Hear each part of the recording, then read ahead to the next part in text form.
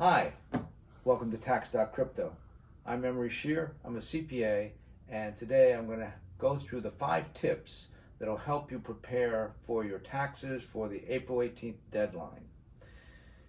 So, this year, the first step you have, whether or not you're preparing your tax return for yourself or you're going to take it to a CPA professional to have it professionally prepared, you want to gather your documents. The first documents that you're going to need are items of income. Make sure you gather all your items of income, such as your W-2 from your employer, your 1099s, which show your bank interest income, or dividends from your brokerage account. If you sold stocks, that's a 1099B. That also comes from your broker. If you were trading in crypto, you'll need to go online to your provider, whoever you're working with on your crypto, and download all those crypto transactions and put them in maybe a form of an ASCII file or some other file that you can massage that data.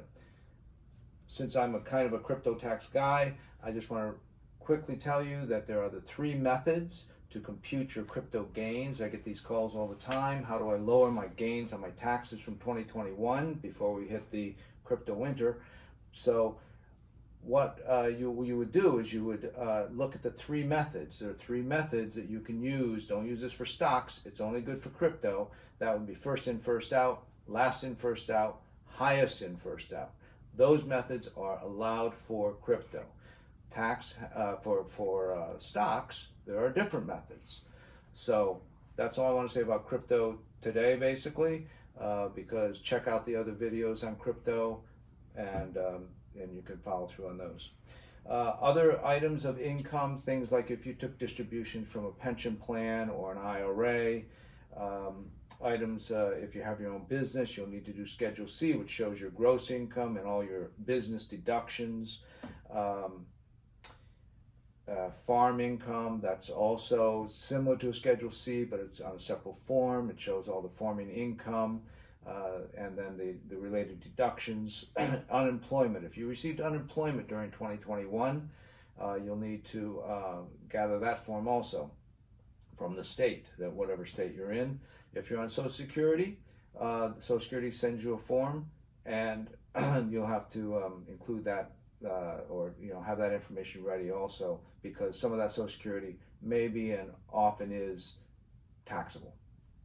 Okay, so tip number 2, which is adjustments to income. They're called adjustments by the IRS. You might want to call them deductions, but they're really not. They are adjustments to your gross income that get you to adjusted gross income. Some of those adjustments are, first of all, would be your student loan interest. If you have a student loan that you're still paying on, and there is a form that would be put out by the lender, that would be your student loan interest. Depending on the amount of income you have, you may or may not have an interest deduction. You don't know until you actually compute it to see whether or not you'll qualify for that interest deduction, but don't miss that one. The other one would be IRA deductions. You could fund your IRA by April 18th and still qualify for a deduction for 2021. So that's a great way to help reduce your taxes for 2021, is to get your IRA contribution funded. Now, Roth IRA contributions are not deductible. You may not qualify for a Roth contribution depending on your level of income, if your income is too high. You could do a traditional IRA deduction or contribution, and that would be deductible depending on whether or not you or your spouse and your income level have a 401k or retirement plan at work, or other retirement plans such as a SEP plan. So if you need to investigate all these different issues to see if you can make a traditional deductible IRA contribution, and you'd make it before April 18th this year to get that deduction for 2021. The other item that I find that many people overlook all the time, and I tell my clients all the time, have you done your health savings account contribution? They say, what's that? Okay, the health savings account contribution is typically set up through a broker or through your bank, and it's an account works similar to an IRA, You can have it if you qualify for it if you have a high deductible insurance plan, medical insurance plan.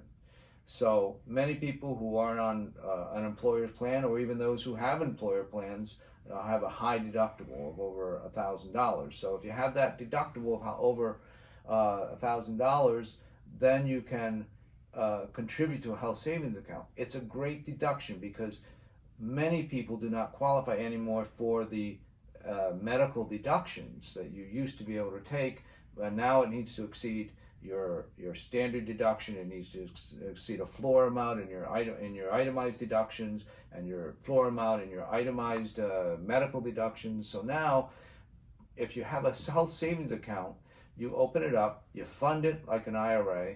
I believe the amount, there's a certain contribution amount, I believe it's like about $3,250, $3,250 for 2021. You would fund the amount that you would qualify for, and you take that immediate deduction for 2021. You can still make that contribution and take the deduction as long as you fund it by April 18th of 2022.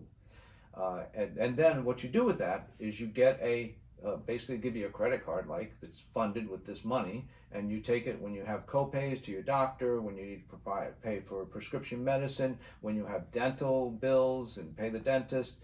All of these things, you pay it with that money, and you got a deduction for it.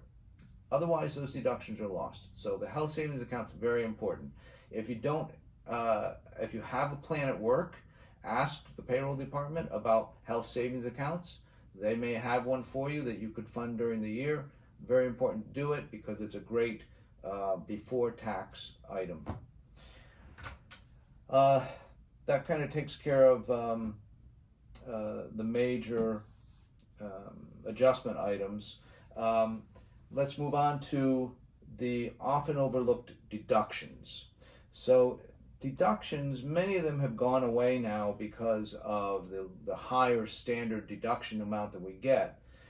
But if you are in that category, you still want to look at your contributions, because contributions are allowed to be taken up to $300 for a contribution deduction, even though you don't itemize, and that's $300 per individual. So it could be $300 for you, $300 for your spouse, so you could get a $600 deduction for contributions without even itemizing deductions. So that's an important one not to overlook. Other itemized deductions, this is where you would put in your real estate taxes, your state income taxes. That section, if you recall, has been limited to $10,000. Over that, they won't count, but also in that section are sales tax on major items such as new automobiles, new planes, new boats, those types of things. Also mortgage interest expense is an itemized deduction. Normally, typically a very large deduction. Helps a lot of people to reach over that standard deduction amount. Miscellaneous itemized deductions have almost been wiped out, and employee business expenses were wiped out in the 2017 Tax Act, so those are gone. And if you had large medical expenses or large health insurance premiums, those are also something to look at and make sure you do get benefit for paying in those deductions. So those are your itemized deductions and things that you want to look at and consider. The fourth item we're looking at now is to maximize tax credits. And tax credits often overlooked, but let me just cover a couple that are really hidden that you want to look at. Things like energy tax credits. Sounds really complicated. Sounds like I would never qualify for those. But I mean, I had a client just call me up today and said, "Hey, I just put in some new windows in my house. Do I get anything for that?" Yeah, you do. You do, because it is an insulating type, energy saving type product. So there are specific lists of those items that qualify. Off the top of my head, you're going to see there'll be things like energy efficient air conditioners, central AC conditioners. If you're a compressor blue or something, you need a new air conditioner, that can qualify. Hot water heaters, like I said, windows. doors that are energy efficient doors. These are all energy rated. Other items, geothermal heat pumps, items such as that, furnaces and boilers, solar panels on your house. So all of these items may not individually get you a whole lot of money. Some are $50 credits, some are $200, some are $500, some are $2,500. But they are not deductions. These are the actual credits against the tax that you would owe. So they mean a lot more than a deduction, and they're often overlooked. So don't forget about looking at those. So the last item we're going to talk about is, this is just way too much stuff to get rid of by April 18th. I mean, we only have a few days left, so I need to file an extension. Okay, so the best thing you do is kind of estimate where you are. Look at if you're going to owe.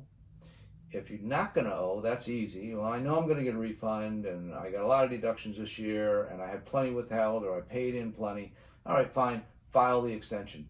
Just make sure you file the extension, because that extension is critical in the event that you made a mistake and you end up falling short, and now you actually owe some money. You could get penalized up to 100% of the tax by not filing that extension, because now you're not only paying late, you're also filing late. So file the extension, Form 4868. It's name, address, social security number, how much you think you owe, or how much you think your refund is, and that's about it. And file it. Easy to file on your irs.gov site, or you can actually paper mail it by paper. Doesn't even require a signature. So that's easy. Don't miss that. Now, if you do owe, then make your payment either with the form or online on irs.gov, and mark it that it is a 2021 tax payment with your extension, and that's important to get done by April 18th. Must be postmarked by April 18th. If you do file it electronically, make sure you save that electronic postmark.